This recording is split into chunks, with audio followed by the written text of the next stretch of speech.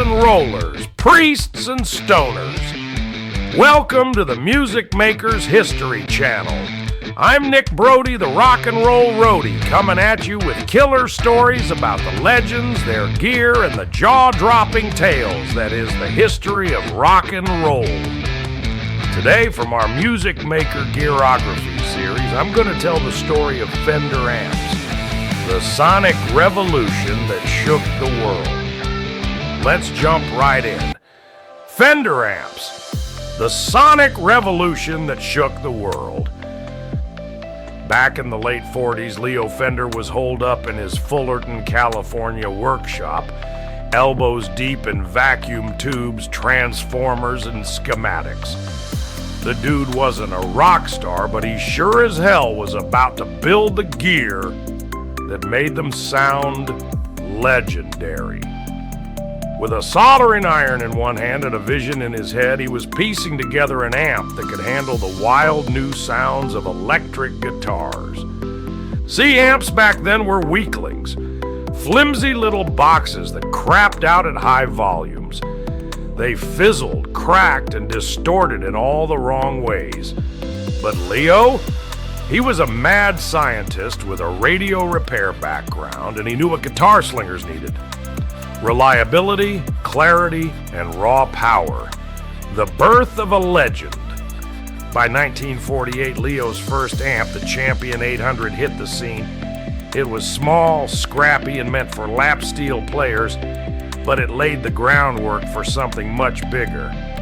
Then in 1952, Fender dropped the Twin, a two-speaker beast with a whopping 25 watts. Musicians plugged in and boom, they realized this wasn't just another amp. It could roar without turning into a muddy mess. Then came the unexpected. Rock and roll was heating up in the 50s and guitarists started diming their amps, cranking those suckers way past what Leo had planned. And that's when something magical happened. The birth of overdrive, a happy accident. The Bassman 5F6A, originally built in 1954 for bass players, became an underground legend. 6-string guitarists plugged in, cranked it up, and discovered it had the smoothest, richest overdrive ever. That sound, it became the backbone of blues, rock, and everything in between. Eric Clapton, he rode that Bassman tone all the way into history. Meanwhile, Leo kept dropping bombshells. The Deluxe Reverb, 1963, and Princeton Reverb, 1964, became must-haves for stage and studio, with their lush tremolo and iconic spring reverb. Then came the Showman, built with surf guitar king Dick Dale, pushing out monstrous clean tones perfect for that drippy, reverb-drenched surf rock. Blackface, Silverface, and the corporate takeover. By 1965, Fender had gotten so big that CBS bought it. That's when things got complicated. The badass Blackface amps, famous for their sleek black panels and pristine tones, morphed into Silverface models with tweaks that had tone purists up in arms. Some claimed CBS-era amps lost a little of Leo's original mojo, but they still packed enough punch to fuel rock and roll through the 70s and beyond. Through the corporate chaos of the 80s, Fender had a wake-up call. They went back to their roots, re-releasing classic circuits with modern reliability. Vintage Fender amps became gold dust, skyrocketing in value as players chased those pure old-school tones. Fender today, still rocking hard. From the gritty tweed amps of the 50s to today's high-tech tone masters, Fender has never stopped evolving. Players still hunt down vintage Deluxe Reverbs, Princetons, and Bassmans, while modern tech keeps them at the top of the game. Whether it's all analog warmth or cutting-edge digital modeling, Fender keeps fueling the fire of rock, blues, country, and beyond. Classic rock and blues legends. Jimi Hendrix. Though mostly known for his Marshall stacks, Hendrix often used Fender Twin Reverbs in the studio for their pristine cleans. Eric Clapton famously used a Fender Bassman for that early blues rock tone. Think Beano era. Also used Tweed Twins later in his career. Stevie Ray Vaughan, SRV's monstrous tone, came from Fender Vibroverbs, Super Reverbs, and Bassmans, often cranked to oblivion. Keith Richards, the Rolling Stones, loves the Tweed Twin Bassman and Champ for his signature raunchy rhythm tone. David Gilmour, Pink Floyd, known for his lush, atmospheric sound, Gilmour has used high watts live but relied on Fender Twin Reverbs for recordings. Pete Townsend. While famous for his Marshall stacks on stage, Pete used Fender Bassmans in the studio for their thick, crunchy sound. Joe Bonamassa.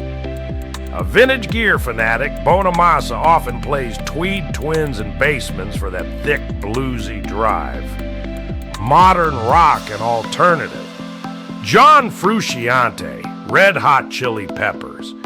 A huge fan of the silver-faced Twin Reverb for his clean and chorus-drenched tones.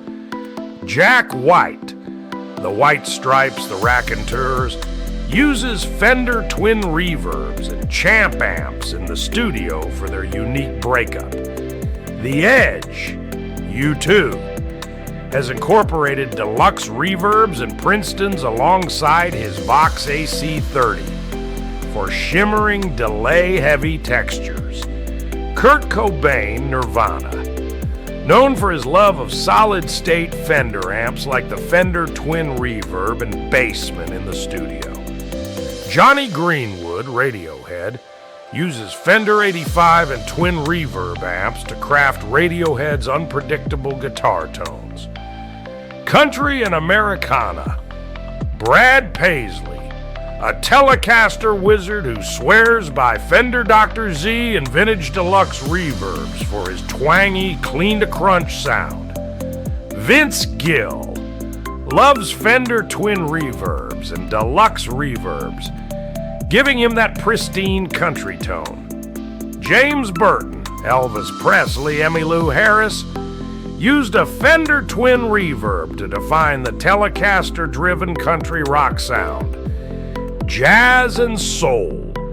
Wes Montgomery played through Fender Super Reverbs for his warm, smooth jazz tone. John Mayer, a fan of Fender Deluxe Reverbs for his clean, dynamic blues jazz crossover style. B.B. King, though mostly associated with Gibson guitars, B.B. King often used Fender Twin Reverbs for his legendary vibrato-heavy blues sound. From the filthy blues grit of a crank Bassman to the spacious cleans of a Twin Reverb, Fender amps have shaped the sound of countless genres.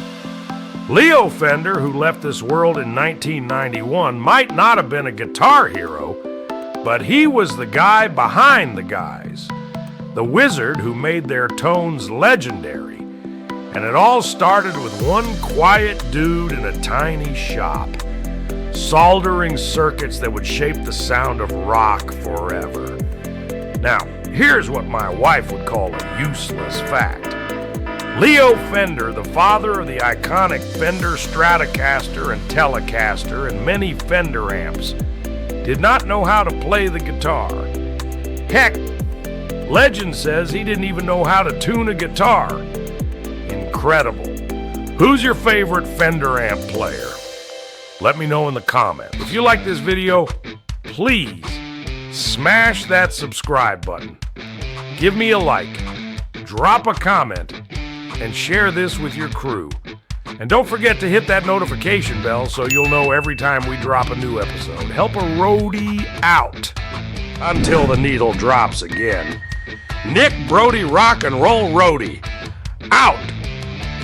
If you like this video, here's another one for you to check out.